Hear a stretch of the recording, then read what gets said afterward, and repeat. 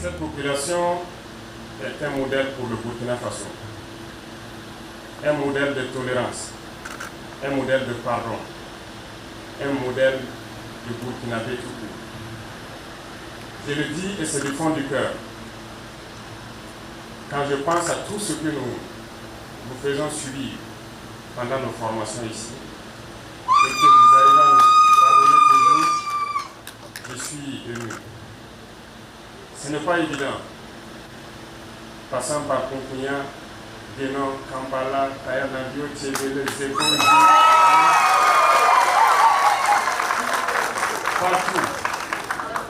partout où nous sommes passés, nous reconnaissons que nous avons laissé des traces. Ce n'est pas facile qu'un paysan sème son maïs,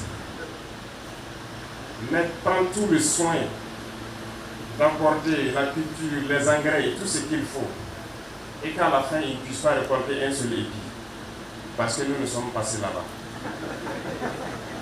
Les champs de maïs ravagés, les champs d'arachide ravagés, les animaux, on a pu tout ravager sur le passage. Vous nous avez toujours tout pardonné et vous continuez de nous pardonner et nous pouvons que vous en remercier. Et malgré tout cela, il arrive souvent qu'on vous provoque, qu'on se bagarre, mais on se pardonne et on se réconcilie. Voilà pourquoi je dis que vous êtes un modèle. Vous êtes un modèle unique et je prie que tous les Burkinabés puissent avoir la tolérance que vous avez, puissent avoir la sagesse que vous avez, puissent avoir le pardon que vous avez, malgré tout ce qu'on a pu vous faire. Merci beaucoup encore. Merci à cette vaillante population et que Dieu nous garde toujours ensemble. Comme il l'a signifié, aujourd'hui c'est une date historique, la proclamation de l'indépendance, mais dans nos discours on a cessé encore de le dire, que la vraie indépendance, il faut maintenant la conquérir. Et je pense que ce combat a commencé et nous comptons sur tous les Burkinabés pour qu'on puisse arracher notre véritable indépendance. Il ne s'agit pas de la proclamation, il s'agit de la rationalisation.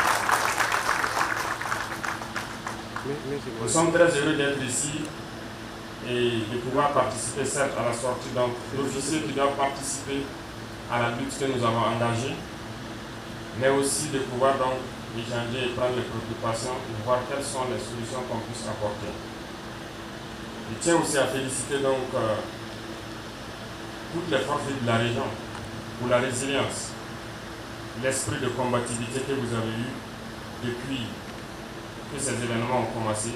Et j'exhorte donc les gens à plus de cohésion, à pouvoir encore mieux se communiquer, mieux coordonner pour faire face à la menace terroriste qui menace tout le Burkina Faso. Merci pour cet accueil, merci pour tout ce que vous faites pour le Burkina Faso, merci pour tout ce que vous faites pour tous ces braves hommes qui passent se former ici pour défendre notre chère patrie. Merci à toute la population donc, de Naouri et donc merci à toute la région pour la résilience, pour le combat et pour tout ce que vous avez engagé.